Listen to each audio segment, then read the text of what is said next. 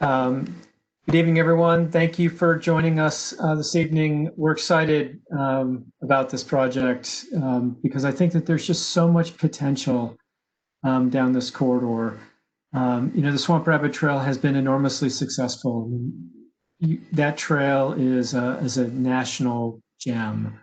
And, for the opportunity to actually extend it through this sort of density of population that is going through with this next phase is pretty amazing. So there's a lot of exciting things that we're going to talk about this evening, and I look forward to kind of sharing the conversation as we go forward.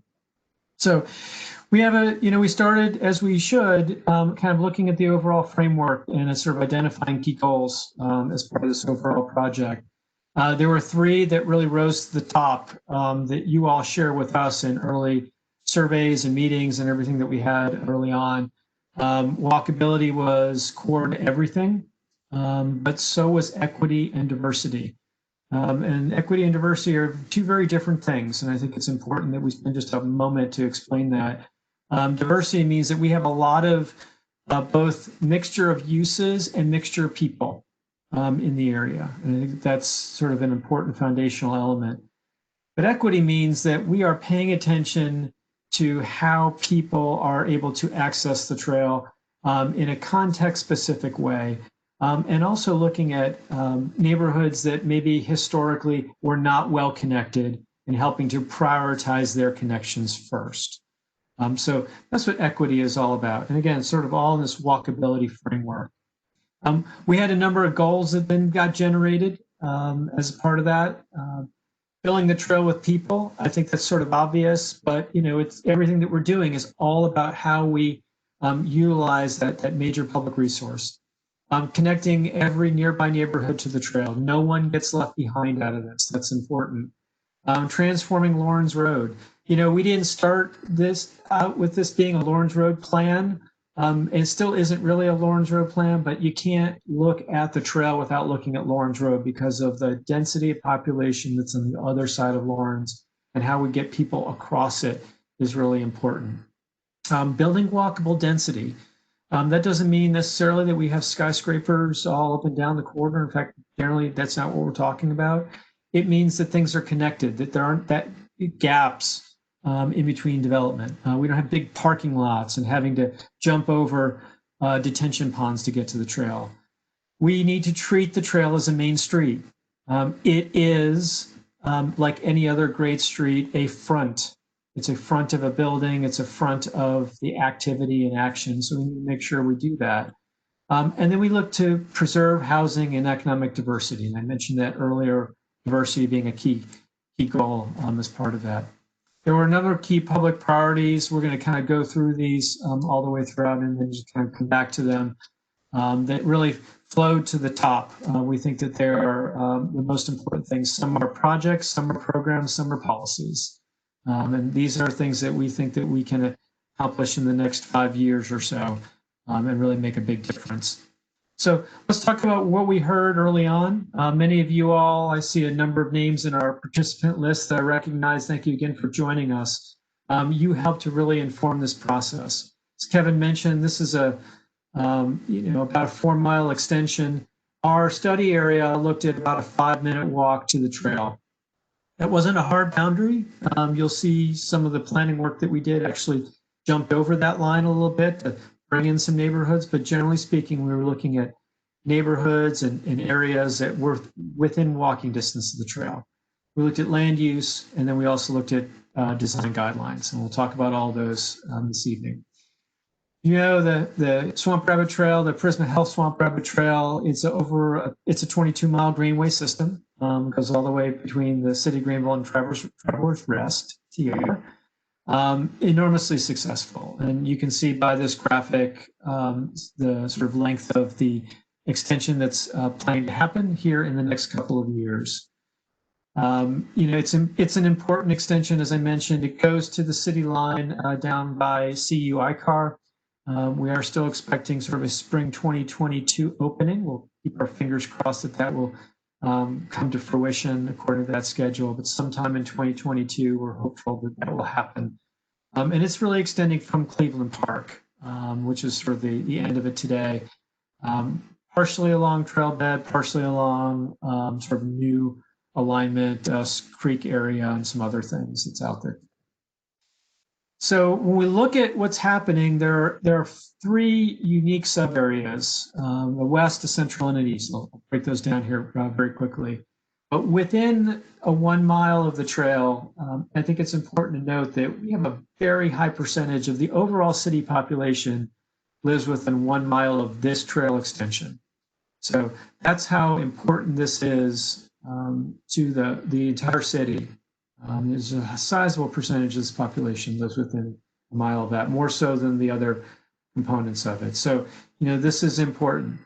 There's been a lot of population growth in the corridor, mostly in the east sub area. We'll say east-south sub area, down towards Verdae and those areas.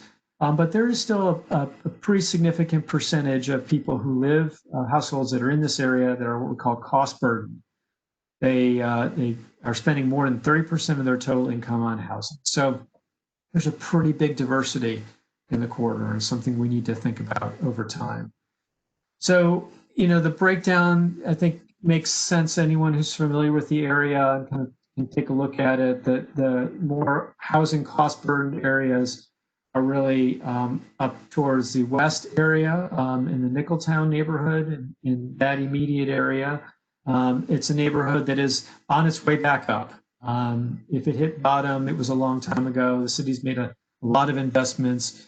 A lot of people are moving in. A lot of people are expanding homes and reinvesting in their homes in the area. So we're definitely seeing a lot of positive momentum in that area. And, that's also an area, though, that doesn't necessarily have a vehicle. A lot of people are dependent on public transit or they walk or bike. So it's sort of interesting demographics, but great demographics to serve with an urban trail that connects to services in one direction and downtown and jobs in one direction. From an office and employment standpoint, there are a lot of things that are going on in the area, but we're looking to maybe add more workforce here. Certainly there's a significant workforce and growing down by the 385 and CUI car area. We expect to see more of that grow. And then, from a housing standpoint, this is sort of a pretty typical slice of Greenville. It's sort of median income, the housing costs, and a lot of other things. It is pretty, it's a really representative slice of the overall community. But like with everywhere, Greenville is not immune to it, and Greenville is certainly not alone. Affordable housing remains a big issue. And so we'll talk a little bit about that tonight because that is important. There are a number of sort of natural and community amenities, parks, schools, hospitals, things that we mapped as part of it. But you take a look at the map, take a look at the boundary, and actually see how little public space or amenities are within walking distance of that trail today. So that's something that we need to correct going forward. We need to pay attention to going forward. So you'll see some things that will pop up with that. We also might map the bicycle facilities and sidewalks. We kind of needed to know what was where. There are definitely a lot of places that don't have sidewalks. There are a lot of places that have sidewalk on one side.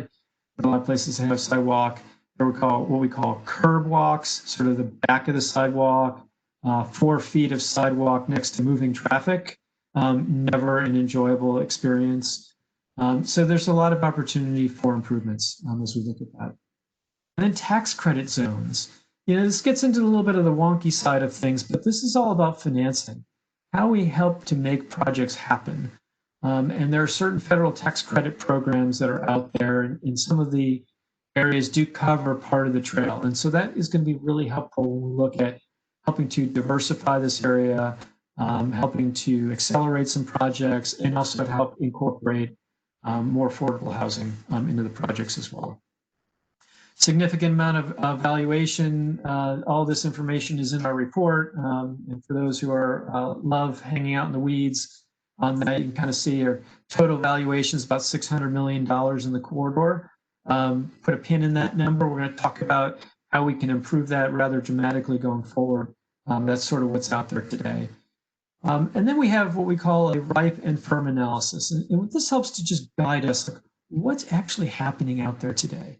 And so places that are ripe are places that are vacant, places that are substantially underdeveloped, just a parking lot, small building, sign on the property that says property for sale.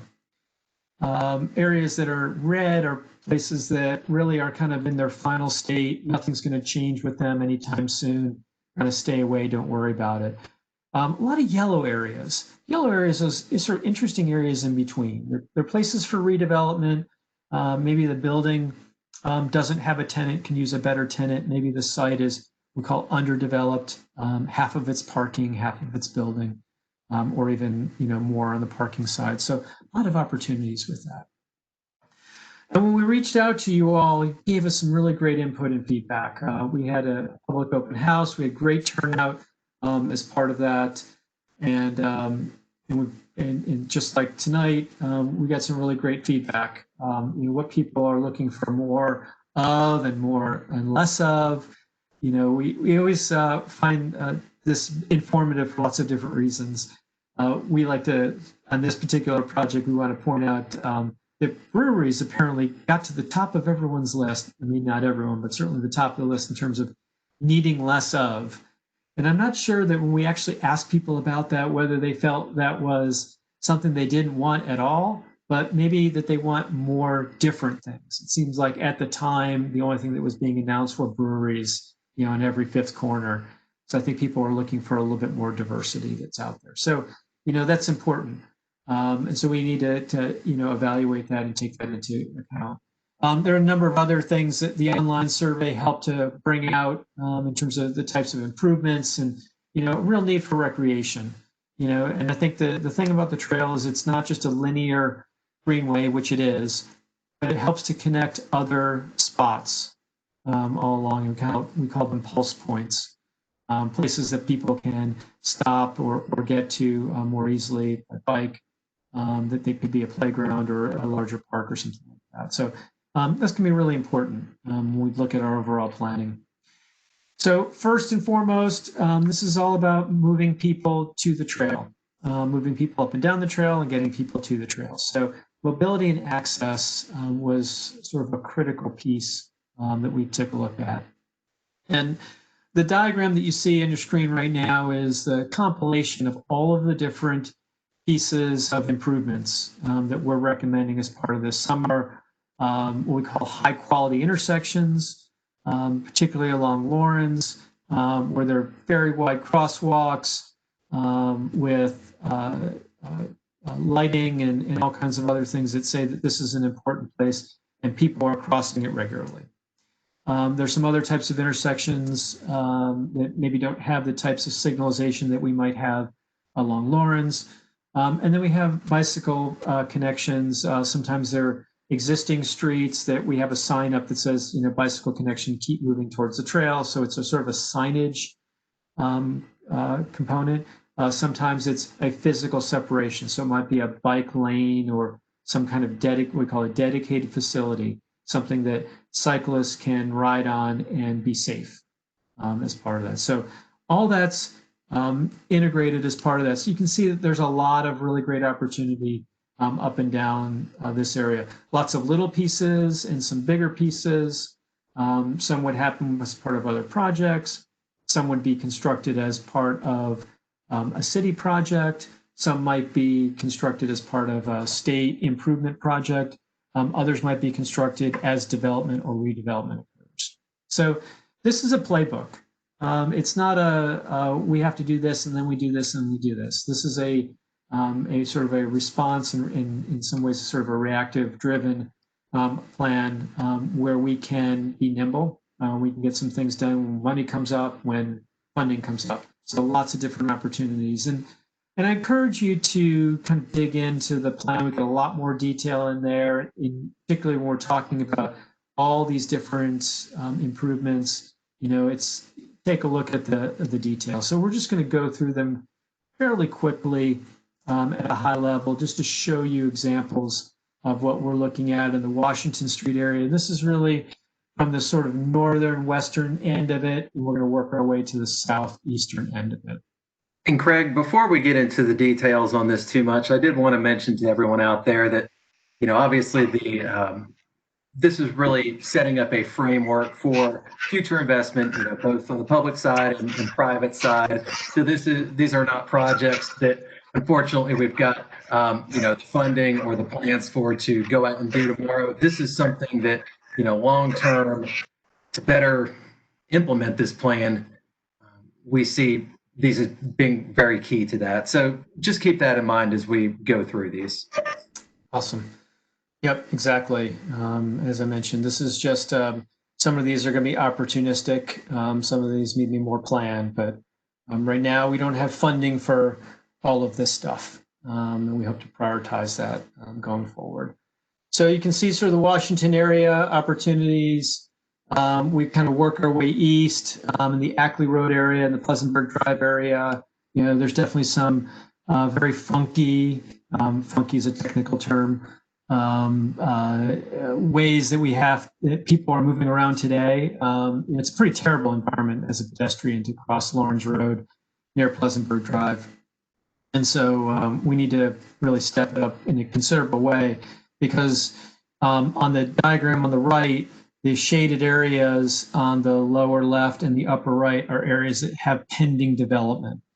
And a significant number of new homes will go there at some point in the very near future. So it may look like it's a strip center and some big open parking lots today, but in the future there'll be hundreds of new homes, apartments, people moving around that area in a way that is just not happening today because people aren't there. So when people move in, it's going to look a lot different. We work our way again, kind of east all the way down Pleasantburg Drive. On the east side, you can see the airport shows up in some of the improvements along in the industrial area, just on the south side of the airport. And then we get into the Perkins Mill Road area and some of the improvements into the neighborhoods. We've got some really great neighborhoods all up and down this corridor. And so sometimes it's not just about crossing Lawrence, it's also about getting people from deeper into the neighborhood up to the trail, and sort of vice versa. We get down to Verdae, and I think there's some great long-term opportunities as development and redevelopment occurs in that area, and helping to plan for some of these connections all the way down to the Verdae Commons area. And then down to Millennium Boulevard and CUI Car. So lots of little pieces, some big moves that are part of that, but all part of the overall strategy. There's a number of shared parking strategies. People always ask, well, I want to use the trail. Where do I park to be able to get on it because I'm driving in from somewhere? That's okay. Obviously, we love people to just ride their bike to jump on the trail, but not everyone's going to do that. We don't do that today. So we've got a number of places to identify good public parking locations. Some of this will happen with development. Some of this will happen as sort of dedicated parking as the trails kind of builds out over time. And then there's I think there's a huge move that's just necessary, which is looking at Lawrence Road and Pleasantburg Drive. It's just important because of what I mentioned earlier. It's not just about the fact that it's really a pretty terrible place for cars. It's also a really terrible place for people, and the fact that we're going to have a lot of people moving into this area in the near future means in some ways we have sort of a moral obligation to make sure that this is safe. And so there's a lot of things that need to happen. This is sort of one of those next projects. We have forwarded these on to SCDOT, and they're looking at it. This is one of their priority intersections. Along Lawrence Road, we hope to have a place that you don't recognize when we're done. That today it's just sort of what we call a SCDOT special. It's the sort of normal 5-lane road that's out there today, lots of driveway cuts. We really want to transform it and transform it into a much more walkable corridor.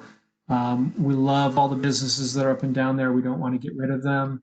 We just want to have a much more attractive place. And we think actually making it a little bit safer for cars, making it safer for people, making it more attractive will attract more businesses that everyone's looking for over time. And it's important we take a look at that. There will be impacts when Lawrence is affected with these streetscape improvements. And so as development occurs, we need to be mindful of that. And I think that's going to be important. But we think, some of the impacts are pretty minimal, much more so than maybe in some other major projects like this. So it's a future project. It's a bigger project. We'll be looking at it with more detail at that point.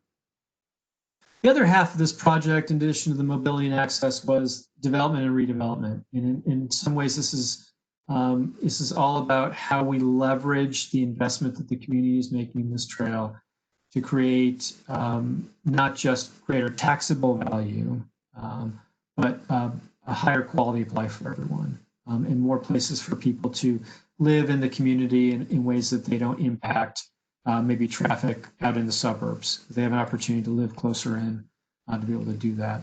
So there are a lot of development strategies that we took a look at, and we're going to kind of go through those really quickly. Here's the bottom line. You remember I mentioned that number at the beginning that said 500 million roughly was the current value. That we think that conservatively speaking, with the development potential up and down the trail, in mostly sort of low mid-rise development, has the potential to triple over the next 10 to 20 years. And that's really significant from a tax base standpoint. That helps to pay for a lot of services and helps to mitigate your tax burden over time. We talked earlier about the opportunity for open spaces. And so you can see we identified at least 8 different locations for these sort of wide spots in the trail. Some might be just playgrounds, some might be protected conservation areas, some might be more substantial lawns and park areas. So there are a lot of different opportunities, and we're really encouraging the protection of these spaces over time. It makes the trail that much more usable when you have these stops and these points for people to use over time. As we talked about, kind of go down through like we did the mobility and access, there's lots of development opportunities here. I think here's the key. The blocks that are colored, the browns and the oranges, are buildings that would be new. And they're really only replacing buildings that we identified early on as being ripe for redevelopment, or possibly the yellow buildings that we highlighted as being redevelopment opportunities. There's sort of an interest on the part of the property owners to do something better. And so that's why this shows up. The gray buildings are existing buildings. So that's their key. So there are some areas where the property owners want to be a little bit more aggressive, and they work with us throughout this process to identify some of the opportunities. So, up here at Washington Street, right by Willie Taco, there's a great opportunity to have a significant amount of housing right in walking distance, not just to Cleveland Park and Willie Taco, but the trail and some of the other amenities that are in the immediate area. But I think, need to point out particularly here that there are a number of affordable housing units there today. And we want to do what we can to preserve that housing, either in place or maybe in newer, more higher quality housing that is more protected over time from an affordability standpoint. So we need to be mindful that we are not displacing current residents that are out there, and maybe even adding some opportunities for people that have to live further out, but would prefer to live closer in if they could. Just an example of what that development looks like on the trail. Again, as I mentioned early on, the priority is making the trail like a main street. It needs to have what we call quality frontages, front doors, patio spilling out onto the trail, quality lighting. Even though the trail may shut down at night, there may be areas that people will walk up and down because there is development there that encourages them to do so. Just like in downtown, we want to encourage a similar environment, a similar sort of a usage pattern over time. We move down to Ackley Road and the sort of opportunities that we have, particularly along Ackley Road, and opportunities with new development, both on both sides of the road. Redevelopment of maybe the mini storage building that's out there for folks that need some sort of a marker as part of that. This kind of gives you an example of how much development potential there is in that immediate area. And just sort of examples that it's not always big projects. Sometimes it's just the reclamation, adaptive reuse of an existing building into something that is sort of neighborhood friendly and, cool. We got a lot of great places up and down Lawrence Road today that are just the simple buildings, but they have been enlivened by fantastic tenants, right? So we want to encourage more of that. Adaptively reusing buildings is the most efficient and economical way to get great new local businesses in the area. But we may also want to take a look at more substantial projects. And again, sort of the image on the right is retrofitting Lawrence Road so that, again, it is not recognizable for what it is today. Pleasantburg Drive, the development that I mentioned on both sides of that corner, both the southwest corner and the northeastern corner, as well as some spot redevelopment and sort of fixing some things. One of the things that we like to point out that we recognize is that Airport Road comes in today, and it comes right to Pleasantburg Road and creates a really terrible intersection, and sort of that sequence of signals that everyone hates trying to cross Pleasantburg Road. We'd like to get rid of that. We'd like to have it make a turn down Antrim, take advantage of the signal that's there. That helps to really free that whole area up and make that a much better area for people and cars. And so you can see sort of the grain of development, not all big monolithic buildings, opportunities for smaller scale and smaller increment buildings that are in there as well. And then just examples, particularly along the Airport Road area and the industrial area that's around it, reclaiming and adaptively reusing some of the buildings and opening their backs out and up to the backside. So we've got a strong encouragement for murals and art and lighting on the backs of these buildings, so they're not just plain areas. We really want to encourage a lot of use. And then even things that are sort of less expensive, what we call tactical, opportunistic, having some fun with paint, a little bit of public art, being able to go out and doing some different things on the street, as many communities are doing today because we don't have as much traffic as we had. And so a lot of people are trying new things. This is the best time to be able to do that. And so there are, and this is, this is an image, an aerial image of Pleasantburg Road is coming in on your right. Lawrence Road is across the top. And as you can see what that development looks like all the way down. This is not high-rise development. It's mid-rise development, hopefully tucked into a new tree canopy. There really isn't one today, so we really would love to see a new urban tree canopy get placed. And you can see the trail is actually down here on the lower part of it, and how it really connects all these buildings. These are existing buildings that get adaptively reused. Solar panels on one, a great green roof on the other. Who knows? This one might be big enough we can have a small soccer pitch on. Let's be creative. Let's take advantage of some of the great things that Greenville has done through the years. Haywood Road, as we kind of work our way south, there's a lot of redevelopment down in that area. Again, you kind of see that up Haywood, a lot of empty parking lots and a lot of things that are changing today. So we're kind of picking up on those opportunities. A lot of housing potential down here, largely because there are some very big tracts, 1,200 housing units. Those are big numbers. And a lot around the trail. I think one of the things we want to encourage is whimsy and fun and art and just something different. It doesn't have to be uniform all up and down. It's not that way today. You all have had some great sort of spot interventions and spot changes and sort of areas of pride that are really important. And so all those pieces also come together down in this area. We get down to the Verdae Commons area. There's some radical potential here because right now they are outmoded, outdated strip centers that are quickly going the way of the dinosaur. And the pandemic has put a lot of them under But frankly, a lot of them were going under anyway.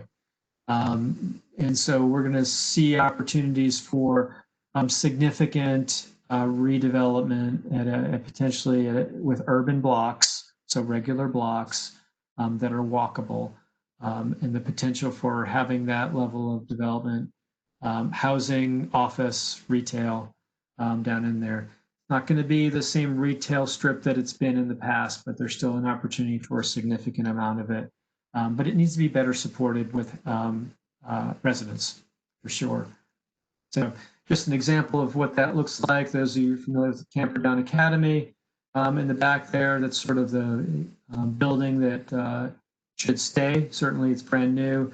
It's sort of an example of what that might look like along Lawrence Road with different scales of buildings, some a little bit higher, some a little bit more mid-scale, feathering back into the Verdae area, into the back, into the trail back there. And then as we get to the sort of farthest south area, we get to Verdae Commons. There's a great opportunity. This is one of the largest tracts of land along the interstate left. So we really want to take advantage of that and kind of preserve that as from an economic development standpoint. And so connections are important. And it's really all about reinforcing the fact that this is a walkable, bikeable area that's anchored by the trail, and really encouraging people to think about that. There are a number of policy strategies that help implement. One of those things is a new set of codes. They're called form-based codes. They are flexible but very specific in terms of expectations, and they're really all about marrying up the public realm, the streets and the trails, with the private realm of the building and the site and where the parking goes. And so the cities use those in a couple other areas right now. We think that's an important tool that can be used as part of this area. I mentioned earlier a number of times, we're going to kind of reiterate the need to get ahead of affordable housing here in this area. We're doing work in Atlanta right now along the Beltline. Anyone's paid any attention to the Beltline right now, that the biggest discussion has been the fact that they got way behind when it came to affordable housing. They should have started building that a long time ago. They didn't do enough, and the market has gotten way past them at this point. So there are a number of strategies that we have encouraged the city to really take a look at as part of that. And this needs to go first. The fact that the trail's not constructed, we've got time, but we can't waste any of that time. So there were a number of public priorities we mentioned before. There's priority crosswalks we talked about, Lawrence Road in the various streetscapes, and really prioritized a couple of the segments. Land acquisition for affordable housing and open space. Both of those I think are important up and down the trail. Parking standards and encouraging adaptive reuse and infill for those buildings. There are a lot of the buildings right now, they can't be reused because they don't have enough parking according to the current codes. So thinking about that in a much different way. We're going to look at design guidelines I'll talk about last couple slides, and then that airport road realignment that I mentioned earlier. All important projects, some big, some small, some programmatic, some capital. Some we will do from the city side, some we will do with what we call other people's money, federal and state, and other opportunities that might come up over time. So from an implementation standpoint, there are a number of public priorities that we identified, and we've talked about those already in a pretty significant way. Some are low investment, medium, high investment. Again, look at the report. You can look at some of these things in more detail. Look at the column specifically that says grant eligible. I think that's what we really want to focus in on. There were most of these projects we felt would be eligible for grants that are already out there today. And so we really want to take advantage of those if we could. Financing and incentives, we talked about that early on, some of the federal tax incentives that are out there. There's also some other pots of money potentially that we could tap into once things sort of return back to normal. We're definitely in not normal land, and hopefully a year from now, we will be remembering how much time we had in our hands to stream some of the great Netflix shows. And we'll just remember it fondly, and we'll be back into sort of normal things. And then the last piece is the design guidelines piece. We set this up actually as a separate document in the hopes that it can be used in other places, not just here. There are a number of elements that we included, things about bicycle and pedestrian facilities, new intersection treatments, trail access, as well as site and building design guidelines. Picking up on some of the standards that the city's been using in other places and consolidating them into one place. So all those things are going to be hopefully useful for the community over time. These are just pages out of that. I think sort of representative examples, intersections and trail access, and building elements, and sort of what our expectations are. This gets implemented as part of zoning decisions that the city staff will be making, and so they'll use this as a guidebook as part of that. So that's the $1.4 billion plan, if you will, in a nutshell. Opportunities that are out there, and with that, we'll sort of open up if anyone has any questions, and I'll turn it over to Kevin.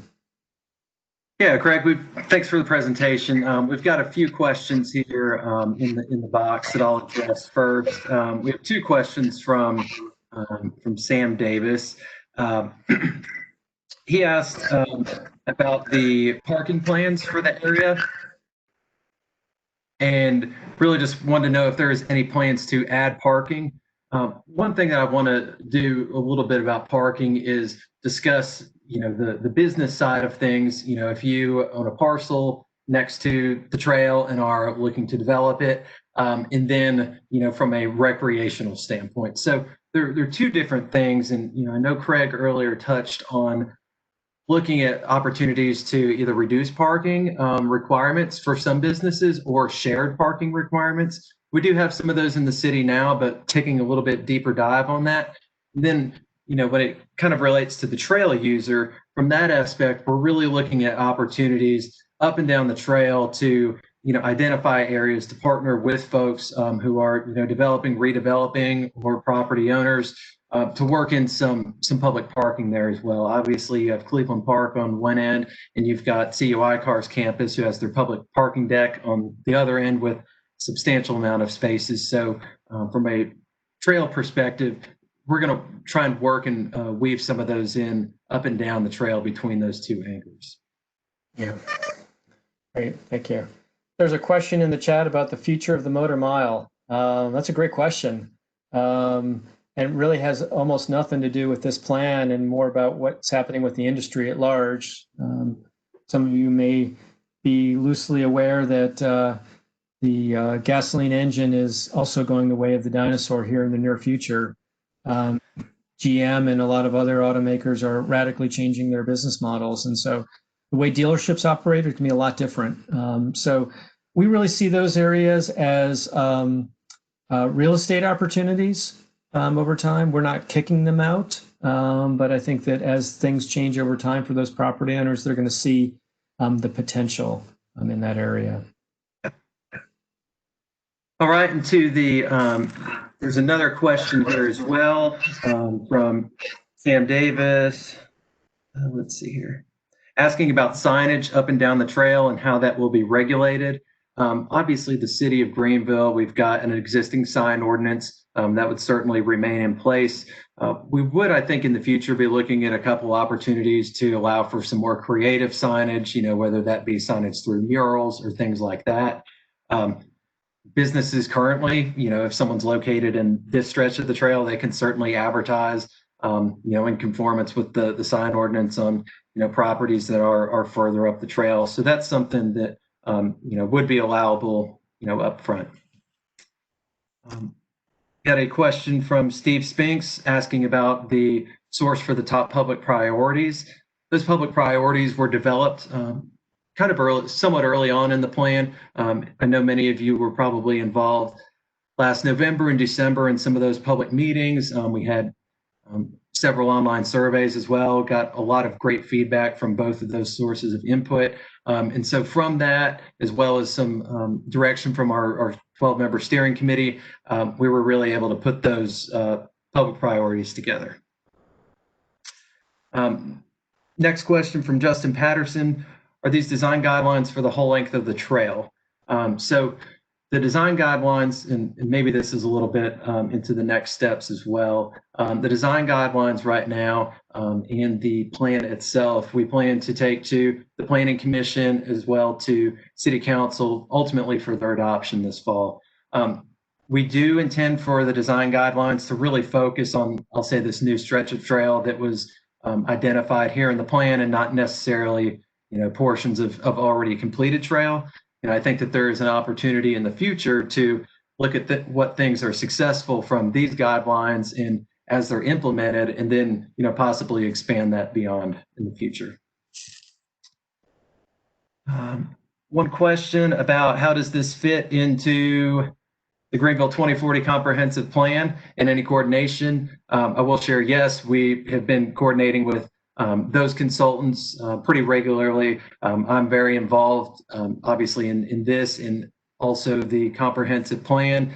We feel that this plan fits in very well to some of the themes that are coming out of the comprehensive plan related to development along corridors and also in specific nodes. And even here on the screen right now, that's one of the nodes that has been kind of early identified in the 2040 comprehensive plan draft. So we're looking forward to that. We feel like this piece fits very well into it, and I would imagine in the future that we will probably have similar plans, although maybe not as unique as this one, being so trail centric, to support the implementation of the comprehensive plan. A question about, this is a very important question, about the reason behind not wanting breweries. I don't think that there is anything from necessarily the city standpoint or outlined in the plan that says no breweries. We realize that that's something that the trail users do want. I think it was perhaps the wording of the question at the time of that public input. It was at one of our early meetings. I think that many folks think of, when they think of a bike trail, they think of breweries, and maybe they were not wanting those to completely dominate it and wanting some other uses. But then through our online survey, we did get breweries as being something that was wanted by the public.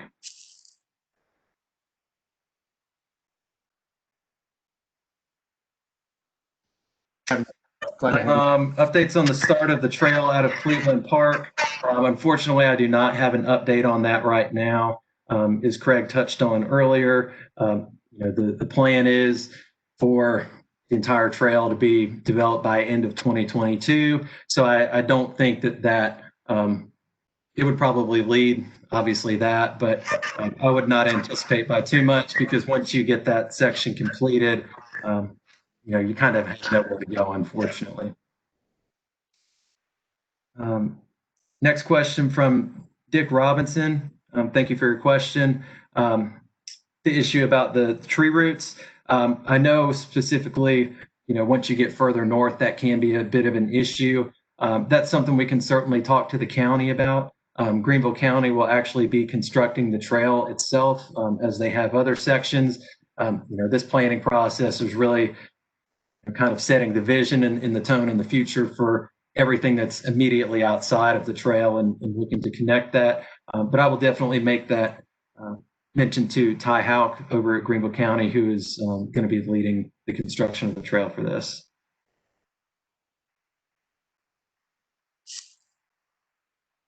There's a comment about, auto dealers. I think that, from the city standpoint, we certainly appreciate the motor mile and want that to continue. I think in the Ripen firm map, it was a firm, long term, if, as Craig mentioned, opportunities change, we can, certainly look for opportunities there. But, there's nothing in this plan that we are trying to, move on from that or anything. We realize that is a big part of the economy in Greenville, especially this corridor. So at this point, certainly wish to continue that.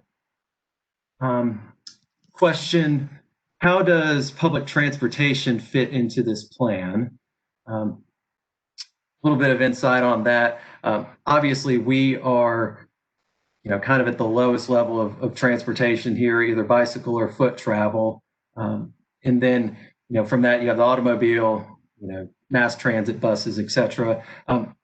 The Greenville-Pickens area transit study, GPATS, they are actually about to embark on a plan throughout the same corridor that's looking at opportunities for public transit.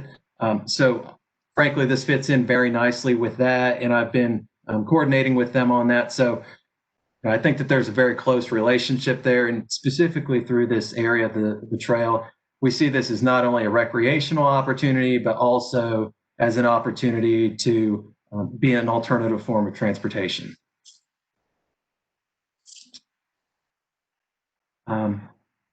Question about the Lawrence and Pleasantburg intersection and what that timeline looks like.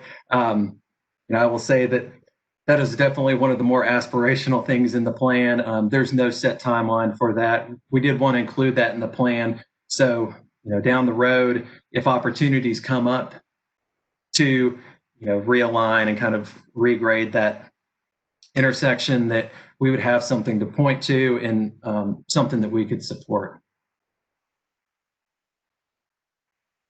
Let me make sure I'm getting all. Got one. Hold on one second. I apologize. Kevin, I've got a few that have come directly to me too. So when you okay, that, I'll read those off. All right. Let's see. Got one more. We might be seeing an action plan for the high priority sections of trail development, which will happen first and when.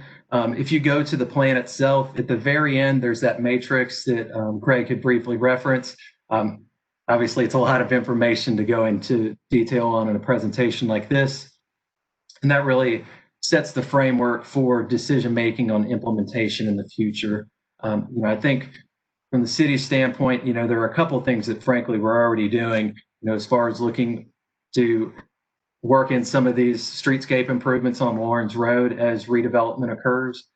We've been closing some curb cuts over the last year or so on Lawrence that have been unused. I think that probably in the next 6 months or so, we'll be coming forward to City Council with some recommendations, a little more solid on really making those connections, especially from the neighborhoods across Lawrence to the trail. So you can look at that matrix, and then from there, I think we'll probably pick out a few of those in the next year or so and move forward with those. So more information to come on that.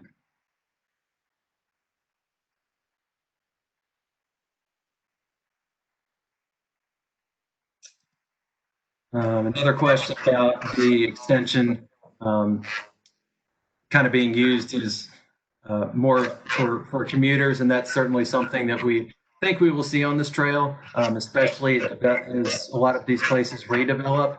There's a lot of opportunities for jobs, and not just commercial or office, or I'm sorry, commercial or retail or restaurant jobs. We think there's certainly potential for a lot of office and especially creative office type jobs and some of the really neat type warehouse buildings that we anticipate getting repurposed on this corridor.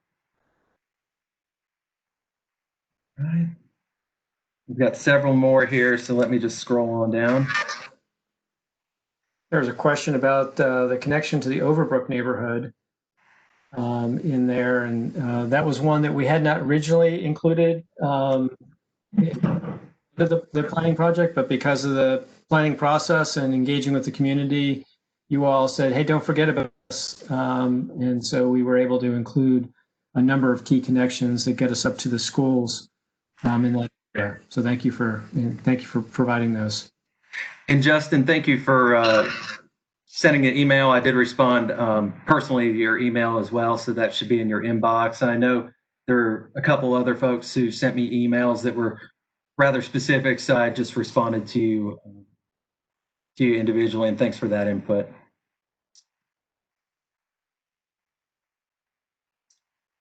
Right, for anyone who is looking for the presentation, draft presentation and draft plan and draft design guidelines, that'll be available on our website. there in the Q&A link, www.greenvillesc.gov/SRT plan.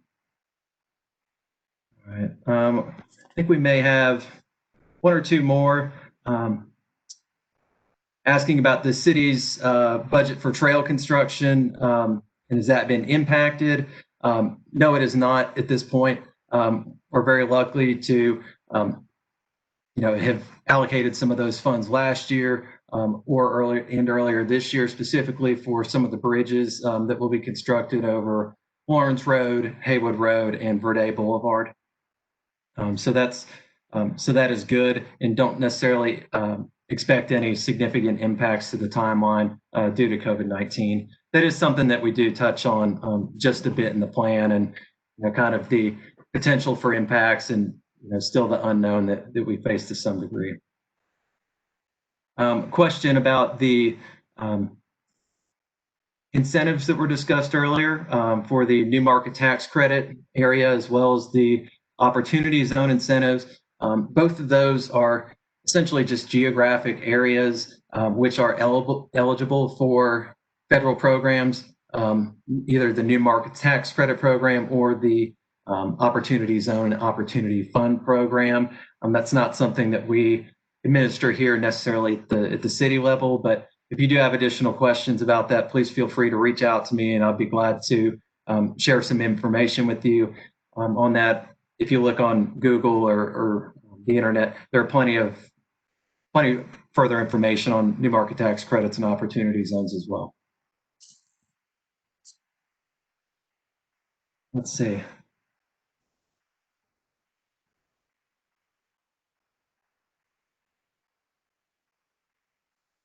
All right, and I think that is all the questions I've received up to this point. Do you see any more, Emily? Yeah, I've got some that have come to me directly. Okay. Let's see. So I think you talked about the Pleasantburg-Lawrence intersection. Is there a secondary plan for crosswalks if bridges are not an option? Yes, so we don't actually envision any of these, I'll say Lawrence Road crossings being bridges. We see them as being improved intersections from what they are now. Obviously, it is not a very pedestrian-friendly area right now. If you try to cross it, that's something that we're hoping to improve, not only through the incremental implementation of the streetscape work, but also through some focused intersection improvements up and down the corridor. We feel like if we can get folks across the trail and then onto a slightly improved streetscape on Lawrence Road, and then kind of back down some of the less traveled side roads and sort of neighborhood roads, on bike and foot, and then ultimately down to the trail. That's kind of our best bet for connecting those neighborhoods on the southern side of Lawrence. Will the trail be wider than the section between Unity Park and Travelers Rest? My understanding is it will be the same width. And then there were some questions about if the trail will open piece by piece or if it will open all at once, that new extension. So that has not necessarily been determined yet. I think that there are a couple possibilities, certain sections opening at the beginning or kind of waiting till the end when it's all completed. So unfortunately, to be determined on that. Then somebody asked about, does this plan accelerate or retard progress on the Swamp Rabbit Trail extension itself? This plan really has, no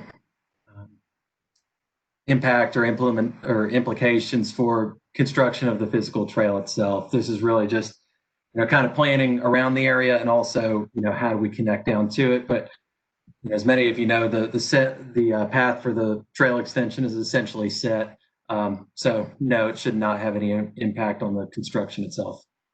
Okay, and I think you talked a little bit about the funding and then the completion date, all of which is out of the control of the city's hands. It's more county based. But somebody also asked about the extension potentially being a great way for people to bike to work on Haywood Road, Verdae Boulevard, Woodruff Road, and the Whole Foods area, since there's a lot of employers over there. Will the trail be tailored with this in mind to cater towards daily commuters? I don't think it'll be, constructed necessarily with that in mind or out of mind. As mentioned earlier, it's going to be similar to what's up further north on the existing trail, but I think there's a great potential for the areas around it to be developed in such a way that it does really become a great mode of commuter transportation as well. Okay, and what is the timeline for adopting and overlay design guidelines for the corridor following the adoption of this plan? Sure. So going into really next steps a little bit, we anticipate making a few final tweaks to the plan, probably based on any input that we receive as a follow-up from this. And then this fall, taking it ultimately to the Planning Commission and then to City Council, probably late fall into the winter for their adoption. So I would anticipate maybe the start of 21 for adoption of those design guidelines within the study area. And as you look through those design guidelines, if you have any thoughts or questions, please feel free to reach out to us. We'd be glad to discuss that further with you. That's it on my end, Kevin. Thank you. All right. All right. I don't see any more questions on my end. Thank you for all who have given your input tonight. I guess I'll kind of make this a last call for any additional questions before we wrap things up.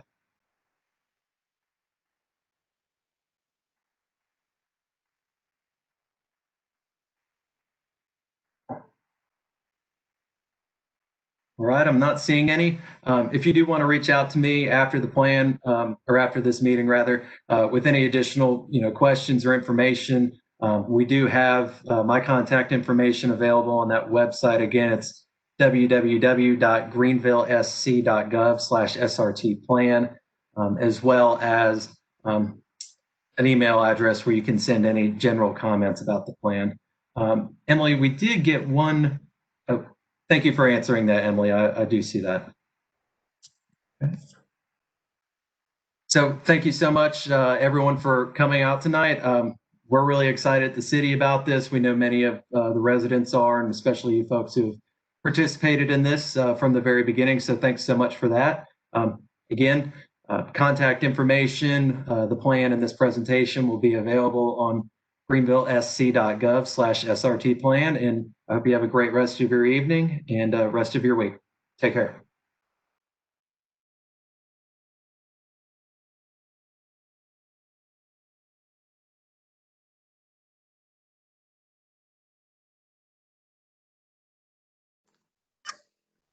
All right.